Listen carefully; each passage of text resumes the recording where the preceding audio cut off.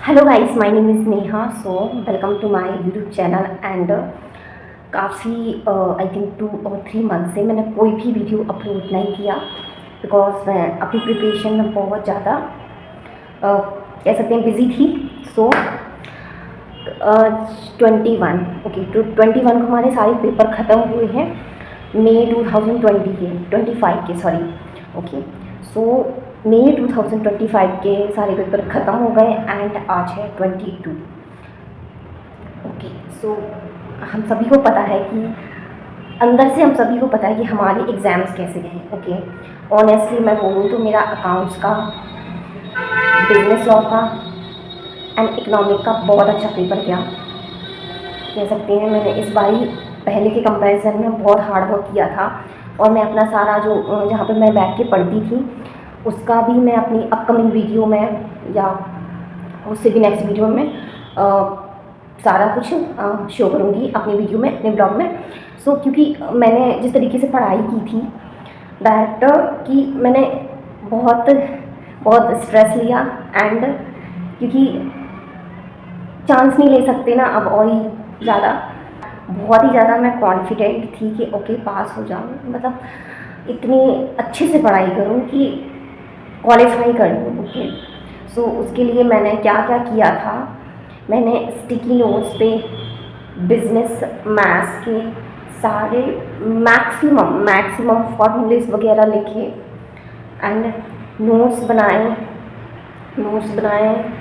और सबसे ज़्यादा मुझे जो डर लगता था वो मैथ्स में लगता था एंड बिजनेस लॉ में लगता था।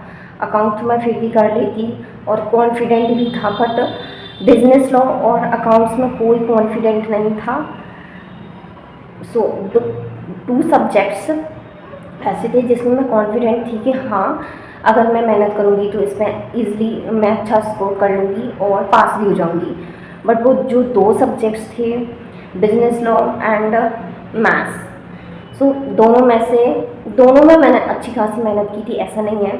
और सभी को पता है कि इस बार कैसा पेपर आया था इसमें बिजनेस मैथ्स में। सो आई कैन से दैट कि मैंने ऑनेस्टली बिजनेस मैथ्स में मैंने 44 to 45 क्वेश्चन अटेम्प्ट किए थे। आई don't know what will be result, but हाँ बिजनेस लॉ में मैंने काफ़ी अच्छा परफॉर्म किया है और बहुत अच्छी परफॉर्मेंस रही। और कॉन्फिडेंट, जब हम किसी सब्जेक्ट में कॉन्फिडेंट होते हैं और मेहनत करते हैं और उसका रिज़ल्ट अच्छा आता है, हमें लगता है कि हाँ हमने मेहनत की।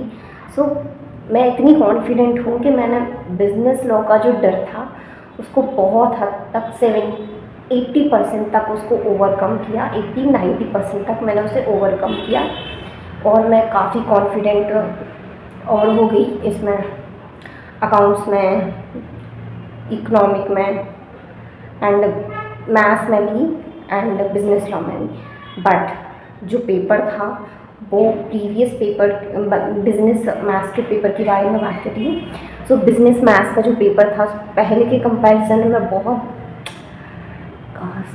काश थोड़ा सा इजी आता, लाइक पहले जैसा पेपर आता, क्योंकि मैंने बहुत RTPs MTPs 3-3 4-4 सॉल्व की थी, इवैल्यूएशन किया था प्रॉपर, जैसे एग्ज़ाम में बैठते हैं ना वैसे बैठकर मैंने बिजनेस लॉ का पेपर लिखा, अकाउंट्स का पेपर लिखा एंड मैथ्स का पेपर भी लिखा एंड एक बिजनेस इकोनॉमिक की भी मैंने RTPs MTPs देखी थी।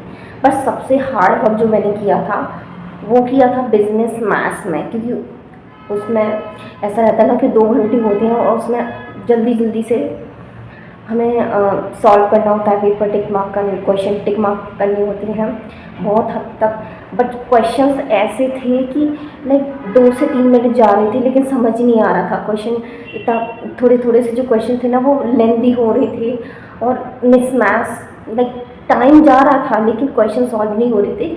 सो एक जो ट्रिक थी जो मैंने मतलब ट्रिक क्या ही कह सकते हैं इसको, मैंने वो सारे क्वेश्चंस किए जल्दी फर्स्ट राउंड में मैथ्स में, जो बहुत ज़्यादा कैसे थे, इजी थे। कि मैंने ये सोचा था कि हाँ जो क्वेश्चन मैं कर सकती हूँ वो मैं जल्दी जल्दी अटेम्प्ट कर लेती हूँ। लाइक अगर मैं 100 से स्टार्ट करूँ कि हाँ 100 पे कौन सा क्वेश्चन है, 99 पे कौन सा क्वेश्चन है, ऐसे करके पूरे क्वेश्चंस देखे जो जो मुझे आते थे, मैं जल्दी जल्दी जल्दी टिक किए एंड उनको।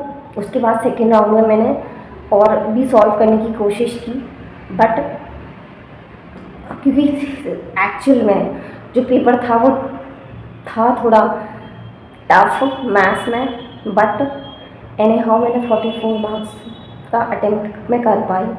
आई don't know what is going to next. So this is the review of this post examination of 2025 में। एंड अगर किसी को बिजनेस लॉ में और अच्छे से प्रिपेयर करना है, जो सितंबर वाले स्टूडेंट हैं 2025 में जो अपकमिंग एग्ज़ाम होने वाला है, उसके लिए, क्योंकि बिज़नेस लॉ एक नया सब्जेक्ट होता है और फर्स्ट बारी में जब हम पढ़ते हैं तो हमें कुछ समझ नहीं आता, जो कि मेरे साथ भी ऐसा हुआ था कि मुझे एग्जैक्टली कुछ भी पॉइंट समझ नहीं आ रहा था कि क्या करूँ क्या नहीं, कैसे आंसर करूँ क्वेश्चन को बिजनेस लॉ में। तो सबसे जो आप कुछ मत करो, आप अपना मॉड्यूल उठाओ या फिर यूट्यूब पे भी इतनी सारी वीडियोस पड़ी हैं, वहाँ से कॉन्सेप्ट क्लियर कर लो, वहाँ से इजीली कॉन्सेप्ट क्लियर हो जाते हैं। एक दो बारी चैप्टर को पढ़ लो, जैसे बिजनेस इंडियन कॉन्ट्रैक्ट हो गया, सेल ऑफ गुड एक्ट हो गया, ये थोड़े, और एक और चैप्टर है partnership, Indian partnership act. Maximum scoring के चैप्टर हैं, ठीक है। पहले तो अपना सिलेबस अच्छे से कंप्लीट कर लो और जो भी आप चैप्टर करते हो उसका रिवीजन आप करते रहना, ठीक है। ये सब तो बेसिक हो गया, बट पढ़ने के बाद अब जब क्वेश्चन सॉल्व करते हो उससे नहीं हो रहा है, आप कुछ मत करो, आप जस्ट राइटिंग प्रैक्टिस डालो, writing practice of business law डालो यूट्यूब पर।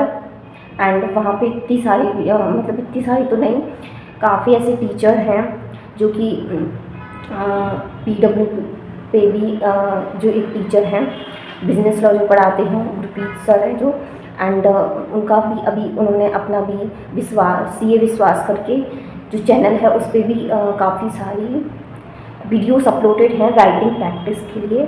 आप वो रेफ़र कर सकते हो, उससे आपका कॉन्सेप्ट 100% क्लियर हो जाएगा कि आपको एक्चुअल में अपने आंसर में कौन से की पॉइंट मेंशन करने हैं एंड किस तरीके से आपको आंसर लिखना है। अगर एक बारी आपको ध्यान से सुनना, अगर एक बारी आपको बिजनेस लॉ का आंसर कैसे लिखना है और अपने आंसर में क्या लिखना है वो समझ में आ गया ना, तो जब आप चैप्टर को रिवाइज करोगे तो उसमें आपको कॉन्सेप्ट की अंडरस्टैंडिंग बहुत अच्छी होगी।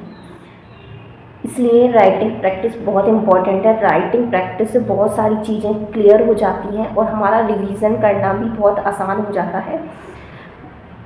एंड वन मोर थिंग, मैंने अकाउंट में जो थ्योरी थी ना, तो अकाउंट की जो RTPs हैं या MTPs हैं, तो उसमें थ्योरेटिकल जो भी क्वेश्चंस थे उनको मैंने सॉल्व किया, क्योंकि थ्योरी पढ़ना अकाउंट में थोड़ा सा बोरिंग था, तो फिर भी बट मैंने उनको जो भी क्वेश्चंस के आंसर्स थे उनको राइट डाउन किया एंड ऐसे वॉल पे मैंने उनको पेस्ट कर दिया। लाइक कि डेली अगर मैं उनको रिवाइज करूँगी तो ईज़िली याद हो जाएंगे। सो ये पूरा वे था मेरा पढ़ने का। और लिटरली बिजनेस मैथ्स में क्वेश्चंस बहुत इजी आते हैं, बट इस बार ही थोड़ा सा सॉल्व करने का प्रोसीजर था ना, वो थोड़ा टाइम टेकिंग था, क्योंकि टाइम तो हमारे पास लिमिटेड होता है ना। बट इवन वो मैंने किया, अब देखते हैं क्या रिज़ल्ट रहता है। बट हाँ, एफिशिएंसी पोटेंशियल जो है और स्टडी ऑफ वे कि मतलब किस तरीके से हमें पढ़ना है, किस तरीके से क्वेश्चन सॉल्व करने हैं, क्योंकि ज़रूरी नहीं कि सिर्फ रिवीजन करते रहो या बार बार चैप्टर को ही पढ़ते रहो। क्वेश्चन सॉल्व करना, RTPs करना, MTPs बीच में करते रहो, उससे अंडरस्टैंडिंग बिल्डअप होती है। And this is the all my video for today. Okay, bye. अगर कुछ सीखने को मिला हो कमेंट करना, और अगर किसी को बिजनेस मैथ्स में हेल्प चाहिए, आप लाइक किस तरीके से और अच्छे से पढ़ सकते हैं, क्योंकि यार पूरी बुक देखोगे ना तो कंफ्यूज हो जाएगा और पढ़ने का भी मन नहीं करेगा। तो मैंने अच्छे से शॉर्ट नोट्स वगैरह बनाए थे और लाइक एक पूरा, अगर डिस्क्राइब करने जाऊँगी तो पूरा एक वीडियो बन जाएगा बिजनेस लॉ पे, सॉरी बिजनेस मैथ्स पे। तो ओके, अगर वीडियो बनाना होगा तो मैं बना दूँगी बिजनेस मैथ्स पे अलग से कि किस तरीके से आप पढ़ो उसको, कि आपको ज़्यादा टाइम न लगे। बिजनेस लॉ और बिजनेस इकोनॉमिक में आप कम टाइम में अच्छे से पढ़ लो और ज़्यादा टाइम आप अपना डिवोट कर पाओ बिजनेस लॉ पे एंड अकाउंट पे। ठीक है, सो ओके, बाय।